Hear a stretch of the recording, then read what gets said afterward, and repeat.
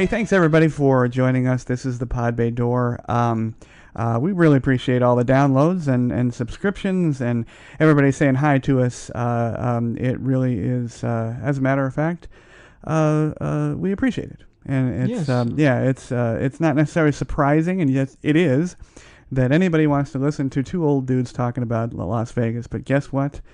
You do.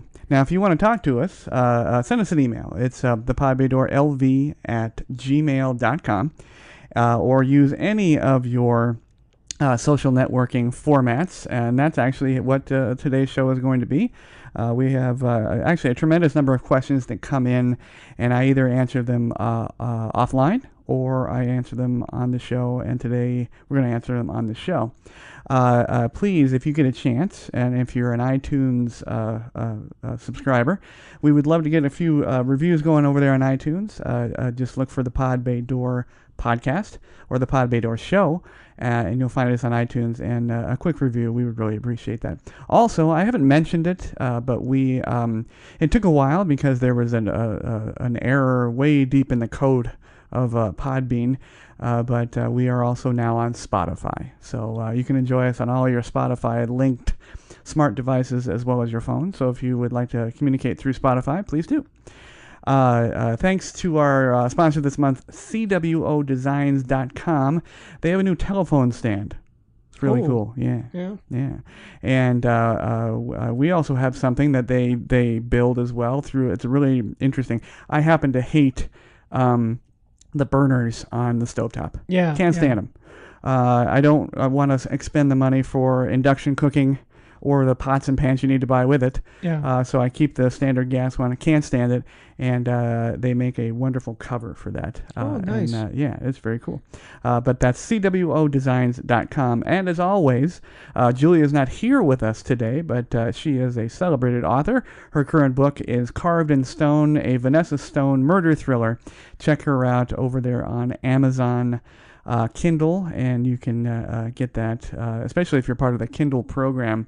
I guess all your books are free if you spend like a couple bucks a month with Amazon, like everybody does. But check her out, Carved in Stone, a Vanessa Stone thriller. You can also check out our blog, which is thepodbaydoor.wordpress.com, and you can click into all of Julia's books right there on our blog. Again, that's thepodbaydoor.wordpress.com.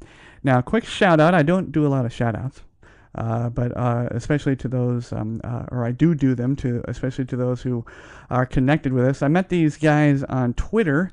And they've always been a real good supporter of our podcast, and they are Chicago-based, which I will be in Chicago relatively soon, nice city. Mid-September. I love it. Love the food. Yeah, food's great. But a big shout-out and hello to Christian and Damon's Amazing Nerd Show. Oh. Yes. We're kind of nerds, I guess. Yeah, old in nerds. our own ways. Yeah. But their podcast deals with comics, movies, video games, and wrestling. Now, it got me thinking. Wrestling as in WWE wrestling entertainment. Okay, yeah, wrestling entertainment. But a big thank you to those guys. They're really great. They actually gave us a shout out on their podcast. And if you want some fun, and they do a little bit longer than we do. I think their current one was like over 2 hours. Wow. Yeah, so if you want to really get into that stuff, check those guys out. It's Christian and Damon's Amazing Nerd Show. Now, wrestling. Yeah, now wrestling, it gets... people make fun of wrestling, and they say, "Oh, it's fake." Yeah. Well, first of all, those guys really do get hurt. There's no way of getting Jack, around. What's his name? The real name? Mick Foley. Mick Foley. Yeah. Yes. Yeah, I remember I read his biography. Right. A guy falls off a 16-foot stepladder and lands. I don't care. You fell 16 feet. Oh, yeah. It hurts. They really do get hurt. Now, sure, it might be scripted. But we always have to look at this not as a sports event, but it's a morality play. I mean, the storylines that they write out in advance. I had a friend of mine one time referred to it as American Kabuki. And I thought that's really good because that's kind of what it is. True. Yes, that's what it is. Those are morality plays. You watch it out. I mean, it's physical. It is campy in that regards. But you look at like right after World War II, some of the villains, what they always call the heels. Yes. They came over. They had German accents. They were Japanese, and they were going to take Yankee Dollar back to Japan, and all of this just because again they were fomenting these public opinions, and then you saw really in the 70s. when you had that cantankerous old bitch Anita Bryant and her anti-gay stance. People kind of forgot about that. Then you start seeing some of these heels who are wrestlers preaching the Bible. Because one of their targets are going to be some of the things that that the course. Anita Bryant. Oh God. Oranges. Oranges. Yeah. But I got to thinking about it, about wrestling. As a kid, it was fantastic. I mean, being a tad older. We're talking the Paul Orndorffs and Ric Flairs, although Ric Flair's still there. Yeah. And Jimmy Superfly Snuka. Yeah. And I was knowledgeable about that particular entertainment area up to and including when Hulk Hogan sort of became bad. Yeah. He would wear black, and he had that, he has this giant, blonde mustache, and he had this weird, like, Ronco spray-on black stubble thing going on, and he was part of this bad group. I don't know, heels. They were heels, I guess. Yeah. No, I was thrilled as a kid to watch that. Yeah. I remember for my birthday when my dad took me to the wrestling. Yeah. And this was before it was nationalized, so it was local. Yes. And one of the local heels was Pat Patterson in San Francisco. He owned a car dealership, and people would actually, what I heard of another type. Yes, a heel of another type, and people would like vandalize it because they knew who it was. Pat Patterson. I forget what it was, Cadillac or something. Okay. But I saw one of the good guys. They call the baby faces. Okay. Chief Peter Mavia. He was Samoan, and he was well known in the Bay Area. In fact, one of the security guards later on when he said, they didn't like it when he wrestled because if he lost, the Samoans that were there would start a fight. They thought, it's staged and everything, but nevertheless, it didn't tamper down their feelings. Yeah. But Peter Mavia's grandson is the one that became really famous. That's Dwayne Johnson, because his real name, or rather, he originally wrestled under the name of Rocky Maivia. Right. Yeah. So that was his grandfather that I saw. Yeah. And Rocky was also his father. His father. Rocky Johnson. Yeah. His whole family was in wrestling. Yes. I guess he recently had an appearance on one of the talk shows, and he was talking about his grandma. Yeah. And she was like a faux manager of type. And she was the evil manager thing. It was amazing. I got to thinking of the wrestling thing, and I think of it fondly. I don't know that I would necessarily be into it now, but wrestling was it's an interesting. It's amazing. I don't know that it's amazing they got past the entertainment thing, where they had to, I guess, formally say, it's wrestling entertainment. That was a big thing. I don't know if anybody cared. But wasn't it because they were going? Because last time I saw them was actually here in Las Vegas. Tax thing, yeah. Well, they were known as the WWF, but there was also the World Wildlife Federation used the same three letters. Yes, of course. So there was some confusion there, and I think there was a lawsuit, and World Wildlife Federation won, so that's why they had to change their name. They became WWE. Yes, and we had, of course, which was housed in the old Debbie Reynolds Hotel and Casino, the WWF Casino Hotel and Casino, which it really never opened per se. No, it never did. No, it was there. It was really close, but then it failed. But I also got to thinking about it. I don't know if you've seen them, but the documentaries Beyond the Mat. Yeah, I've seen some of those. Yeah. Yeah, and the newest documentary about Andre the Giant, which is a fantastic documentary on HBO. And you're right.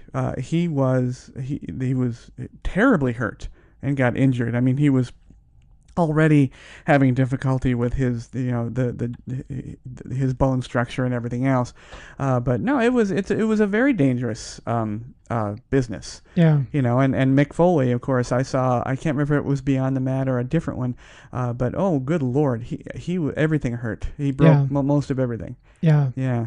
But guys, if you want to stay in tune with all that kind of stuff, including wrestling, check those guys out. It's Christian and Damon's Amazing Nerd Show. Thanks, guys, for your shout out. All right, fan questions, John. All right. Here we go. June from Australia. All right. Off of Facebook. Big Australian fans. Great. They love you, John. Cranky John. Well, hashtag Cranky John. I love them too. Yes. Yeah. When you're tweeting out there, put hashtag Cranky John. Let John know you love him. John, is paid parking going away? I saw some recent news. Well, I'll help you out. Yeah, Because right. I think I knew this and John didn't. The Wynn Hotel has decided to back off. Now, they haven't really backed off 100%, but they've backed off straight charging for parking, meaning you drive in and charge you $15, whatever it was.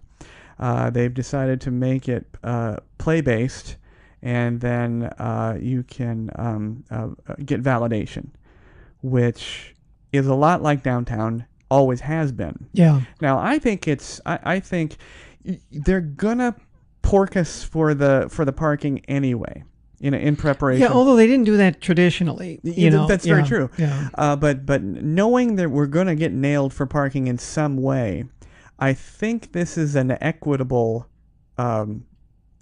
split. Like, okay, well, if you're gonna park in the parking lot, we don't want to be just a parking lot to you. We want you to come in and see our wares. Yeah. We want you to see the pretty girls in the show and the alcohol and the big steaks. Yeah, but shouldn't you be able to get validated for doing that? I mean, I went to the buffet, for example. So here's my buffet ticket or my receipt. Subtract the parking from it, because it used to always annoy me when I got probably in my life more than 100 parking tickets. Not here in Las Vegas, but living in the Bay Area, and I lived in the Haight-Ashbury. You're just a rebel, John. Just a rebel. Well, it used to bother me. I was at UC Santa Barbara yesterday, and they charged me $7 to park for 3 hours. And I thought, okay, well, I actually was there almost 4. Now, I think, and I still think, that if you get a parking ticket, I didn't, thankfully, but if you get a parking ticket and it says, okay, you have to pay $25 or whatever the cost is now, it's been a long time since I actually had one. Mm-hmm. I think you should be able to say, look, okay, I'll give you $18 then. Okay, I was wrong, but I already paid $7. It's not like I parked in there for nothing. Yeah. So I already paid you $7. Don't add insult to injury by charging me $25 on top of the $7. Mm-hmm. I remember in San Francisco that they had meter maids. That's what they were called, even if they were men. And they drove around in little Cushman carts. Yeah. And we had parking meters. And I used to have to remember, even in my own neighborhood, to feed the meter. Mm-hmm. And I was going out there, and I said, okay, gee, I better get out there now. So I went out there, and the bastard was standing there waiting for the time to expire, because they had like a minute. And I was across the street, and I couldn't cross because of the signal. Yeah. I had to wait for the signal. And I yelled at the guy, hey, and I held up the quarter. Right. So the bastard wrote me a ticket anyway. So I threw it at him. You said, you fucker, and I just threw it at him. I got the ticket. But now I'm not going to put any more money in the meter now, because what's the point? I already got a ticket. Right. It can sit there till tomorrow morning. So fine, there you go. There's the quarter. Pick it up off the street, out of your ass. Wherever the hell I hit it. And you spent the night in the drunk tank for assault. Oh my gosh. So $7 in Santa Barbara. Yeah, $7. Well, California is going to be cheaper than Las Vegas, because California doesn't offer the entertainment that we do. Oh yeah. Or the Raiders now. Right, but as I was saying, to me, if you're going to build something like a casino, you better have the facilities to house the people you expect to come. Now, I do agree with you that if somebody's going to pay, charge the people that they just park the car there, look around, take a picture of the fountains or whatever, whatever it is, the gingerbread that they've got set up, whatever, and then they leave. Yeah. But somebody who goes there, uses a restaurant or stays in the hotel or, in the casino, that at least give them that much. I totally agree. And I think that I can't say a majority now, because everything is so there's partnerships involved in Vegas, restaurants and privatized, locations. But I think for the hotels that decide to do this, which I think they're going to follow suit, MGM has to get through their lawsuit first with their suing the shooting victims. Shooting victims. So that's going to be fun. Yeah. So as soon as they're done with that, they're going to deal with the parking thing, and I think they're going to acquiesce. But I think everybody should validate. Did you? I don't know, if you want to actually level a $50 validation charge, that's fine. Did you spend $50? Okay, I'll validate. Or did you spend $25? But I think it's fair. If you're going to charge for parking anyway, give us a chance. Because you're just going to end up with a bunch of disgruntled people that aren't going to come to your place. Yeah. They need to. I think they're getting off of where you're going to come anyway. Well, no, we're not. Yeah. Gaming's down. marijuana usage is up. Apparently Yeah. it was a record month. So people are now allotting their funds differently, and especially locals, they're irritated. It's just like, well, I can't even go visit my friends that I either work with or for. Yeah. And they can only give me validation and extra tickets Yeah. if I'm there to work. And it really only affects the people who drive in. You really from Southern California. I mean, sure, you can come in and rent a car, and some people do that. Mm-hmm. But with everything, really, Las Vegas, when people think of Las Vegas, they think of the Strip and everything on the Strip. And what's nice is it's all self-contained. It's right there. You get here, you take a taxi, whatever, and you're here. And now, pretty much, you can do everything on foot. You can. I mean, assuming that you're in reasonably good shape, right. It's only a couple miles. I mean, from one end to the other. You're not going to walk out to the Am Resort. That's for damn sure. But you can walk. Or even the Mandalay Bay might. But they do have the tram car that goes from with the Excalibur out there. Yeah. So you should be able to walk to the Excalibur. Yeah. Well, June from Australia, don't kid yourself. The parking thing, they're going to get paid for the parking one way or another. If they're defraying if they're moving the money away from the patrons that are parking, they're gonna raise up, their store fees or their square footage fees or things like that. They're just moving money around. It's a typical corporate move. But hopefully everybody will follow suit. Again, this brings up my point a long time ago, several podcasts ago, the South Point.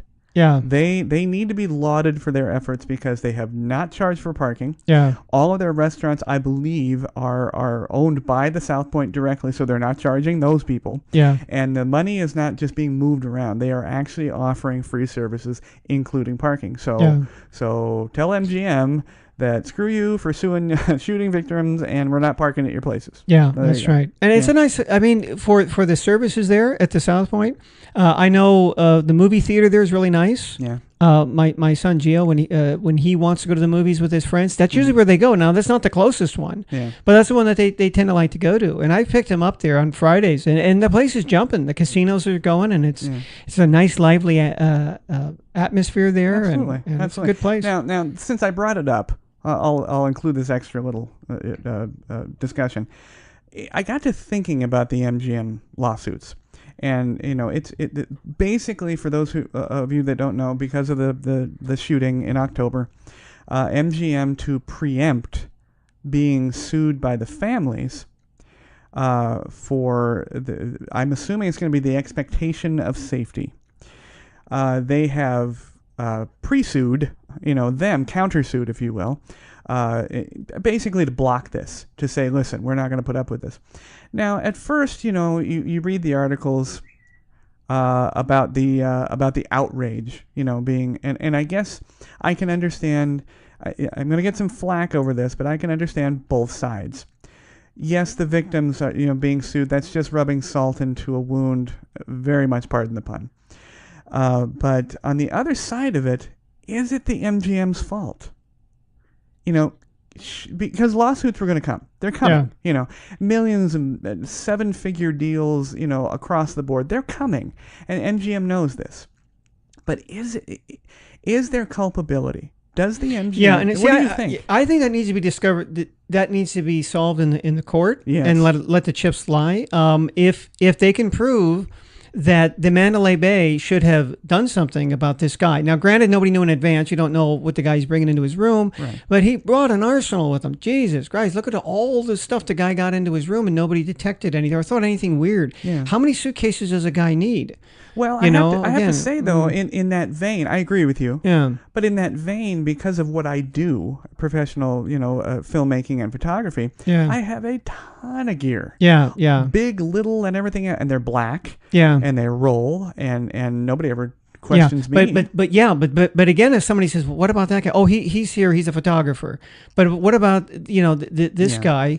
Well, he's just gambling. Well, if he's there gambling all the time and he's in a smelly shirt, like most gamblers are, because they're there at the table all the time. Yeah. Why does he know that stuff in his room? Yeah. I'm not saying either way. I'm just saying let it decide. Let it jury listen to both sides and decide. Yeah. So what MGM did, again, it looks bad, regardless of I understand the strategy. Legally, it looks bad when you're suing the people, even though they're saying, well, we're not going to seek any money or any damages from it. I have heard him say that. Yes. It just to me, I would have to think from a public relations point of view that it looks bad because they are suing the people who were traumatized and injured, during this event, which whether or not, they could have prevented it. And it doesn't look like they could have, but nevertheless, I mean, just to save themselves some money. Yeah, it does look bad, but it will always look bad. No. It doesn't matter when they did it, and trust me, I'm sure there was some giant board meetings saying, okay, we got to do this, but we're going to take, many points hit on your public opinion. So I agree. Yeah. At first I thought, oh, John's on the fence. John's standing on the fence, but no, you're right. The courts need to decide this. That where does this culpability lie? Is it just with one nutbag? Yeah. Or is it with the hotel? Yeah, and I was talking to the landscaper that I know works here, and he has a friend that worked that night, works for Mandalay Bay as a bartender. And was working at the pool that night. Now, he swears up and down there were two shooters. Now, I'm not saying one way or another whether, I believe the guy or not because I don't know him. But, it could have sounded like echoes and ricochets could sound like shooting. Right. So, again, it's just like, well, I can't say for certain. Yeah. No, I can't say one way or another. Let all this information come out in court. Absolutely. I mean, there's forensic science that needs to be involved. The courts need to be involved. My only problem, and of course, there are across the board, every family that had a serious injury, or injury for that matter, or a death, tragically, they need to be involved. The one guy that I saw that made some sort of comment on this clickbait article that I read, I'm still going. He wasn't injured. I'm still going to therapy, and now they're going to sue me. Well, okay. Well, why are you going? And he said, well, now I'm absolutely going to sue them. Well, you were going to sue them anyway, and you're going to therapy. Well, okay, you weren't injured. You weren't obviously killed. You had no one killed in your family. You had no one killed your friends. You're just going to therapy because you were overwhelmed by the situation. Okay, but that's not worth a 7-figure settlement with the MGM. Yeah. And that's where I think you're right, John. I think the courts need to decide. But let's go on to happier things. Okay. Now, a second question, Jamie. We've heard Las Vegas. This is funny. I'm going to follow this up with this. We've heard Las Vegas is unsafe. What are some security issues? Well, this one aside. Yeah. This was the very definition of anomaly. The October incident. Yeah. This was a tragedy and something our nation is dealing with. From West Coast to East Coast and beyond. So that's not what I believe she means, or he means. I'm sorry, Sam from the UK off of Twitter. So Sam. Is it unsafe? No, absolutely. I unequivocally. No, I agree with that. I mean, we've talked about this before about crime statistics in Las Vegas as a city. Yes. But again, those are based on crimes per capita of people who live here. And I'm sure there are going to be crimes, on the Strip, whether it's theft or something like that. You're going to find that anywhere you mix a lot of people and a lot of alcohol. Yeah. There are going to be some areas. I knew someone, a police officer, who used to tell me, New Year's Eve, if you were like in the doghouse, that they gave you O'Shea's, because there's somebody who's going to get stabbed at O'Shea's on New Year's Eve. It's kind of, or there's going to be a fight or something like that, and yeah. So what do I get from that? Stay away from O'Shea's, or just There's going to be some issues, but for the most part, no. I think it's really safe. No, I think it is very safe. Now, what are some of the security issues? No different than any other high tourist area, Orlando, LA. Yeah. Make sure your door locks. Make sure that if you're traveling by yourself, that you keep your head head on a swivel. Keep your head up. Put your, if you feel comfortable doing it, good Lord, I did it when I went to Europe. Put your wallet in your front pocket, or don't carry a wallet at all. Yeah. But other security issues, gosh, we've really, Vegas is really good about cracking down on things that will affect our patronage. Yes. We don't deal, if Uber screws up, we clamp down. If Lyft screws up, we clamp down. We don't deal with, shitbag cab drivers, stealing from people. We've had a couple of things, but we've had the types of things that we've had recently are, unfortunately, within the fringe of domestic terrorism. People popping up on the street and hitting a few people. Yeah, now they put in those rails now. Yes. the new, what do they call them, pods or something? Yeah, but, they're annoying in the sense of you might bruise your hip if you run into one. Right. But they're there for that. And also, we did have a case where a woman ran up on the sidewalk in her car. Yes. And some of it could be inadvertent. It could be that wasn't a case where it was, because one of the things, the dangerous thing to me about Las Vegas, which isn't, is the drunk driving, because it's there, bars never close. Yeah, it is an issue. So drunk driving, don't jaywalk. Yes. Use the bridges. We've got all kind of bridges. It is hot. It's 114 today. Yeah. But don't jaywalk. That's a big security thing.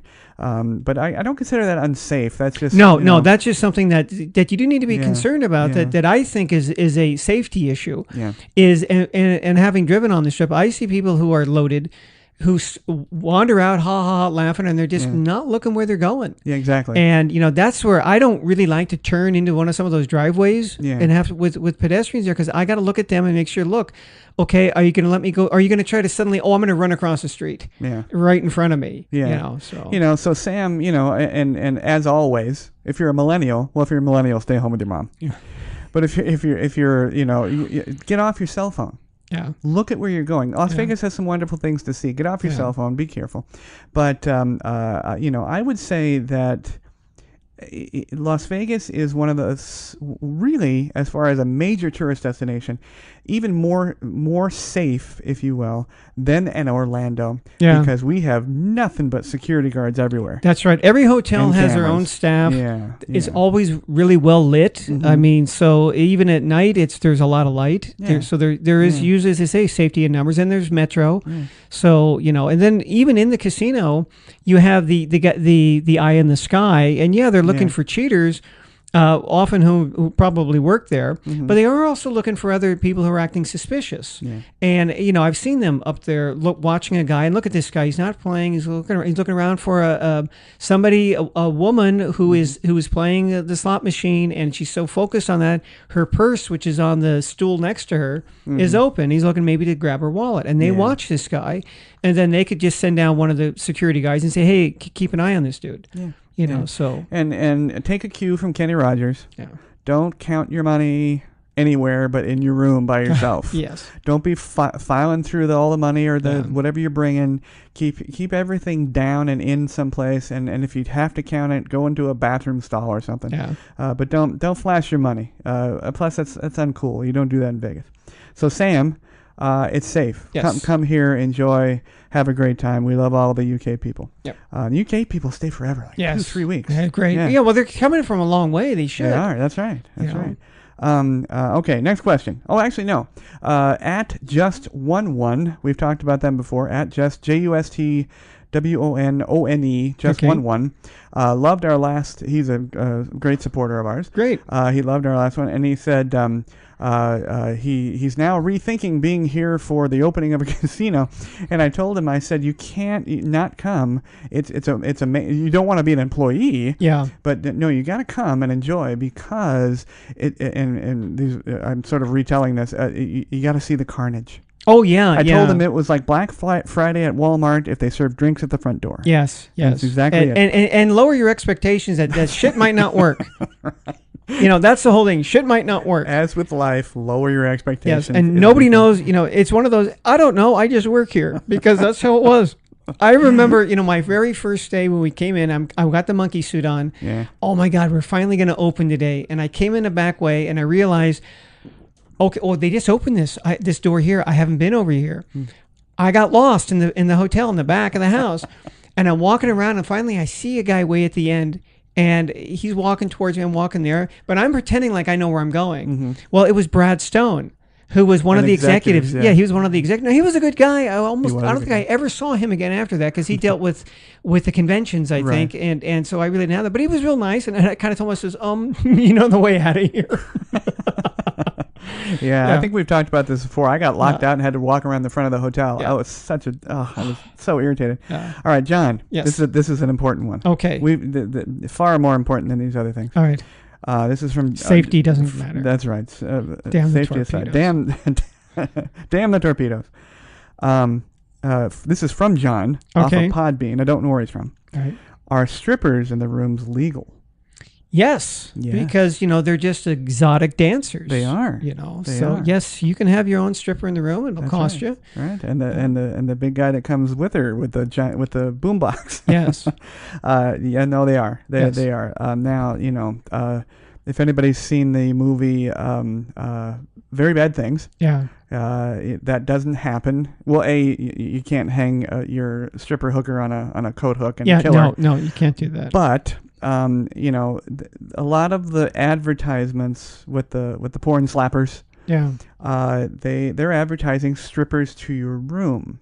Now, there's a lot of winking going on and extra transactions that none of us can really say what happens in the rooms. But if she is there strictly to dance, yes, it's legal. Yes, it's legal. Expensive. Yes, it'll be expensive. Yeah, but it's come down. I think it's about $2 to get a girl for an hour. I arranged for male strippers even for a birthday party. And now the guy arranged it for his wife. Yes. It was her birthday. He was from Brazil. And he wanted, as he said, he wanted streepers. So sure, I'll get them for you. And we had an agency that actually did that. We did. And that wasn't one of the ones where you look under escorts in the yellow pages in the old days, and you saw women in negligee in their lingerie, and you thought, escort. Well, I don't think she would go outside wearing that, No. But yes, the quick answer is yes, but be very careful. Go back, I don't know, about 15 podcasts ago where I talked about I had my little incident, with a strip. I arranged a dancer. Oh, that was bad. Yeah. And she rolled the guy, and he threatened to sue me in the hotel, and I got suspended. And you had the Inquisition. I remember yes, that. Yes, you had the Inquisition, which I once had too. With the what was it? It was the secret Black Ops security guy that I came to find out was the disgraced former FBI guy. Yes, because he grilled me too. Yeah. One time on something. So yeah. He was a dick. He was. Okay, so John. Yes. John, our listener. Yes. John. Yes. You can have the stripper. Be careful. Refer to Sam from the UK about being careful. Number 4, question 4. To me, Jamie. Yes. What happens in a power outage? Great question. That is a great question. Great question. I was recently in the Las Vegas Walmart on the corner of Serene and Yes, Eastern. I know right where that is. Yes. And it went dark. It was pitch black. Wow. And I was picking up my sundries and they came around, and I happened to be in the liquor area, and they said, of course, sir, you need to move away from this area. I'm like, okay, well, don't put the liquor next to the Coke. Yeah. But what happens in a power outage in Las Vegas? They made us all leave Walmart, by the way. Oh. 2.5 hours of power outage at Walmart. Ooh. Yeah, crazy. But I have been in a power outage at the Venetian. Oh, is that right? I have. I've also been in a power outage at another hotel at the Fremont. First thing that happens, if you've ever seen a dealer open up a table, and what I mean, I don't mean start dealing. I mean you have a pit boss there, and you have the chips and the table, and nobody's there yet. This happens usually as they change shifts, or in the mornings or late in the evenings. But there is a lockable glass and brass cover on the chips, and that is unlocked. The chips are then counted and make sure everything is okay. There's a lot of logging in and make sure that they have a drop box there for all the cash, and then bang, everybody goes and starts dealing, and they start taking people's money. So first thing that happens with dealers is if it doesn't unnerve them too much, because nowadays we have all that active shooter stuff. But if it's just a normal power outage, they are to reach down, get the thing, get the cover, put it on there. Now they don't have the keys, and they are required, if it's safe to do so, to stay there and hold that on there, because if anybody remembers, the night Biggie was killed, it was a fight night. Yep. There was a huge riot, and that's what happened. And everybody freaked out. The dealers didn't know what to do, and people were grabbing chips right out of the trays. Yeah. And so it also happened at another casino. We have an exhibition for the NBA here often. Right. And we had a big fight. LA. That's why we're so happy the Raiders are here. That's gonna that's going to be lots of good fights coming. Yeah, it's going to be good fights. But that happened as well. They should charge for those. They'll find a way to do that. And then basically what'll happen is that from back to front, or whichever is the easiest way to get people out, the security guards will sort of line up. And they, much like when they were searching for a dead body in the woods, they will just say, everybody's got to go. And you got to go. Yeah. There's a lot of disgruntled, horrible people that are saying, I want my money back for this. No money back. Yeah. You're leaving. Now, they also have, I remember the Venetian, there was a gigantic building behind, and that housed the backup generators in case of, so something will come back on. Yes. Now, there was a really funny story in this, you have to shake your head, how stupid can people be? That it was in the Las Vegas Review-Journal. The only thing worth reading in that rag, it was back in the day. Well, two things was worth it. One was a restaurant report where they told you which restaurants scored from the health department. Uh-huh. So that was always interesting, because sometimes they would be really nice restaurants, got a really low score. They had 36 demerits. It closed you down at 40. Yeah. And it was interesting. But the other one was a columnist there, Norm. Guy had an eye patch. Because Norm was kind of he would tell you the gossipy type of news, but he'd also tell you about, which celebrities were cheapskates, didn't tip.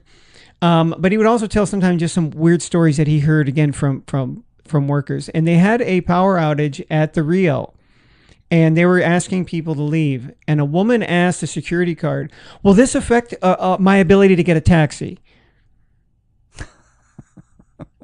No, it's just... No, the taxis still run. Even back then, they don't run on electricity. Oh, dear. Yeah. I know. But that's basically it. I mean, you're everybody leaves. Yeah. The money is secured first. And money's secured, and then make sure everybody's safe. Then human life, yes, because we know where the priorities are. The corporations. That's right. Yes, so don't kid yourself. I mean, there's a priority scale here, and you're not on the top. Yes, that's right. But that's basically what happens. But they're so big that every restaurant has their own policies and procedures. Yeah. But I mean, if you're talking the pit, cover the money and then deal with it. Kind of in a related, the idea that if there was a fire or something like that, what are the procedures? And we would get at the Venetian apparently very often bomb threats. Yes. So much so that when we worked at telecom area, when they were redoing the back of the concierge, they were gonna move the phones that we had in the back of our desk. For a couple of months, we had to trudge upstairs and answer the phones that they gave us, a bank of phones with the telecom operators. And of course, this was in the day before you really booked hotels online. They were just starting out. Most people still called. That was to call the hotel was to call 1-800 Venetian or whatever the number was, and that's what you would get. And I saw back there they actually had a bomb checklist that was laminated. So they could, they all had it at their station because it was obviously, and it would list the questions to ask. Right. And then one time we heard that, there was another bomb threat, or I guess it was one that was a little more serious and just people, giggling at the same time. Yeah. And, so Mr. Adelson called because he wanted to make sure everybody was okay. I thought, no, he wanted to make sure his building was okay. Yes. If he really gave a shit about the people inside the building, he'd have them leave. Right. So in case the building does blow up. You're right, though. We actually received and were involved in a lot of bomb threats. Yes. And a lot of it stemmed from, two things. Sheldon Adelson has been a vocal opponent of unions. Yeah. To this day, and that Yeah. was cause of one for sure, and also Sheldon is of Israeli background, Yes. and that was a problem in Yeah. the beginning. I mean, now it's he's Well, he's even made the comment that they should detonate a nuclear bomb in the desert just to show Iran what'll happen. yes, Without any thought of. I mean, I know he's not a particularly well-educated person. He may be rich, but he's not very well educated in terms of a formal education. Just the thought that there's the fallout from that is going to blow and kill a lot of people that have probably in the country that in Israel too, yes. because that's in the area, and just the absurdity of doing something like that, is behind him. So yeah, he does have enemies. But, well, there you go, Jack. Jack from Ireland, actually, caught us on our Gmail account there. So thanks for that question, Jack. Hopefully, I don't know if it's interesting to experience these types of things that John and I have, but sometimes as a patron, it's a little unnerving. So hopefully you won't deal with that. So, and here we go. Last question back to me. What is the drink? What is the in drink? This is from Claire, from Facebook. What is the in drink in Las Vegas? John, I had to look this up. Okay, what is it? I don't drink. Yeah, you don't drink. don't Although drink. you used to always be able to recommend. Just like that was the funny thing about the concierge desk. You could recommend places where people could get a good drink, and I could recommend steakhouses, even though I hadn't eaten one in 40 years. What is the in drink? I did look this up, and apparently the drink that is washing across America, and especially the tourist towns, especially Las Vegas, is a version of the Moscow Mule. Oh. Mules apparently are a big deal. They make them all now. There's pomegranate mules and cactus mules, but the Moscow Mule. Wow. Yeah. So that's made from is that vodka? Vodka. Yeah. It's a vodka and I have not. The very first time I ever got puke your brains out drunk, I was probably 15 years old. Yeah. And it was on my dad and vodka, because back then, you see, my son doesn't have the luxury. It doesn't have. He's kind of deprived because I don't have a liquor cabinet. Back then, in the 60s and 70s, somebody come over to your house, they always brought a bottle. So my dad didn't drink a lot, but so he had a liquor cabinet, and he wouldn't miss a bottle. That was the whole thing. He wouldn't miss it. He didn't take inventory very often. Right. So I got into that at 15 years old. I got drunk on vodka. Never drank it again. Wow. Yeah. We have a mutual friend, Jeff. Remember Jeff? Yes. He's here. He's here in spirit. Yes. He's toiling away in Indiana. But Jeff got drunk on Southern Comfort. Oh, that's a bad one. Yeah, and apparently to this day, he can't deal with that. Yeah. He and I will be in that club too. Yeah, I hear the nightmares of tequila. Yes. But yeah, Southern SoCo. Yeah, the really worst thing about Southern Comfort, getting drunk on Southern Comfort, is that you will get it's so sweet. Oh, okay. Yeah, it's really sweet, and you get that taste. Everything tastes like Southern Comfort for like 2 days after that. You eat something. Oh boy. It tastes like Southern Comfort. Yeah. Oh my. But yeah, the Moscow mules are a big deal right now. It used to be, it was funny that there was a time when you and I were still in our tenure that the Cosmopolitan, not the hotel, the drink, was very popular. Yes. And it was funny. That one died for one simple reason. The glass was a pain in the ass. Oh. You couldn't make it from the bar over to the girl you were hitting on without spilling it. And so mules come in this sort of bulbous little thing nowadays, glass, and so it's a good pickup drink. I'm told. Okay. Yeah, based on all the research that I did. So yeah, get your mule and then head over to the hot chicks. And so maybe you should get 2 mules, one for the hot chick, yes, and offer it to her, and one for yourself, and then sit there and let her drink. I'd let her drink that one too. Yeah. Now see, can you buy a woman a drink nowadays? Yeah, I guess you can. Can you do that? Yeah, I guess it depends. Yeah, with all this stuff going on and the SJW shit and the liberals coming out of the woodwork saying that everything we are and do is wrong. It's really funny because having an older parental background that I do, holding the doors and making sure that the woman is safe and buying her a drink and ordering for her at the table. It's just Is it possible that everything's been turned around and all of that is offensive now? No, I don't think so. I think there's some people that think it is, but I don't think they speak for the larger population. I still hold doors open for women, and I see young ones go through, and it's almost never that anybody says, I can hold my own door. That happened to us both from the same bitch that we worked with at the Venetian. She did that to you, I think, one time. You were going to hold the door open. Yes, and she did that to me. I can hold my own door. Fine, we let it slam in her face. Yeah. But that was the only time I can remember. And sometimes, like, hey, I'll open the door. I see a guy coming through with a box. Yeah. I'll open it up and let him go through. Yeah, we can't abandon, though, the things that are both courtesy and it's the only chance we have with women is to be nice to them, because maybe they'll be nice back. And then buying a drink for a woman in a club or whatever, or sending a drink over. Yeah. I don't even know. I can't even tell you the last time I heard of somebody sending over a drink to anybody, for that matter, but a woman. I think that's the coolest thing to do. Yeah. Send over a mule. I'm going back now 20, 30 years, but I had a guy buy me a drink once like that. Oh my! I was at San Francisco, right? And I was with a friend of mine, and all of a sudden the drink came over, and I looked over, and oh shit, it's a guy, you know. And I was with my friend, I was with a guy he's a friend of mine who was gay. Okay. And I asked him, I said, well, what do I do? He goes, drink it.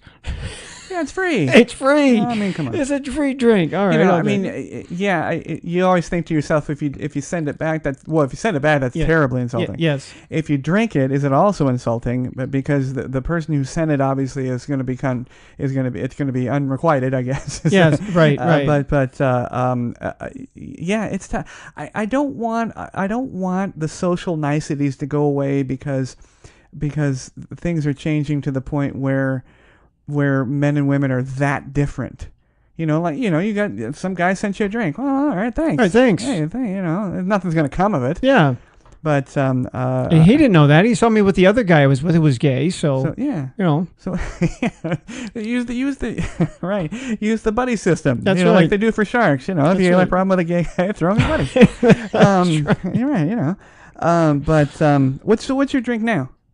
I at the venerable age of There's only I've reduced myself because I don't drink all that much. Yes, I will drink either red wine, and I don't care the fact that I don't eat red meat. Yeah. That with dinner I don't care. I'm not here. I have to drink white wine with fish or whatever. No, I drink red wine because I like red wine. I like both wines, so I'll drink wine and I drink Guinness. Yeah. So I will drink some other beers. I like Anchor Steam. Yeah. But if I see any place that has Guinness on tap, you get 5 stars from me. Oh, excellent! And I will drink Guinness. That's my choice. Pretty much, that's what I've got. All right. Well, I was in, back to Sam there in the UK. When I was in the UK, they Europe in general and also Mexico, they have a propensity not to offer ice. Yes. And again, it's 114 today in Las Vegas. Yeah. I'm a very hot person, and I need ice. I need ice in everything. And I'm going to say forced to drink an alcoholic beverage in the UK, in London, near the Thames, and it was the only thing they had offered that they would put ice in. Everything else would be like a courtesy cube. Just be like, here, fucker, here's your ice. Yeah. Stupid American. So what was it you drank? It was a Recorder League, which is a hard pear cider. Oh. And it was wonderful. Great. I don't know if it was wonderful because I was parched, or if it was wonderful, period. But it was a very good drink. Yeah. And it was it's a half-ass wine cooler, but still. When I was in New York a couple of years ago, I was in New York State. I was up in upstate, and I had ordered a beer at a place, and they didn't bring me the beer that I had asked for. But they gave me one. I said, well, I'll drink it. And I remember I really liked the bottle. Right. It was Old Rasputin. And oh, shit, was that good. That was a real... And I've been looking for... Do you have Guinness? No. Do you have Old Rasputin? That's my second choice now. Wow. But if I... Where's it from? What country? I think it was U.S. I think. Okay. Yeah. I mean, it was there. I thought, wow, this was really good. It packed a punch. All right. But yeah, I mean, if I do drink, there's certain scotches that I will have. Yeah. But again, I like the Glenlivet or Jameson, something like that. It's got to be pretty high end. You look like a whiskey drinker. Yeah. Not bad. Well, thanks to everybody that wrote in. We really appreciate that, and we love answering questions. It helps us remember all the things that all the information that we can offer to you. hopefully to help you if you visit Las Vegas, or at least entertain you. But again, we thank our sponsor, CWOdesigns.com, for custom decor and custom photography and framing now. Julia, we say a big hello to you. Hope you come back to the show as soon as you can. Carved in Stone, a Vanessa Stone thriller, murder thriller, is her latest book. Check her out on Amazon. And you can check us out on, oh my gosh, almost everything, including now Spotify. So check those guys out on your smart TV or whatever you do for that. But for John, this is Jamey, and we will see you next week. Thanks to everyone listening and watching. You can catch the Pod Bay Door on the Podbean app or any of your favorite podcast apps, including iTunes, Google Play, TuneIn, and Stitcher Radio. You can watch the show on our YouTube channel at the Pod Bay Door Podcast. Please download, like, and subscribe. Our social connectivity screen is coming up. Check in with us on Facebook, Twitter, and WordPress. The Pod Bay Door is closed and talent is out. Hey everybody, thank you very much for tuning into the show. We would love to hear your show suggestions and comments. If you're watching on our YouTube channel, please click to subscribe. You can also connect with us on Facebook using @PBD Podcast, on Twitter using @TPBD Podcast, and on WordPress at thepodbaydoor.wordpress.com.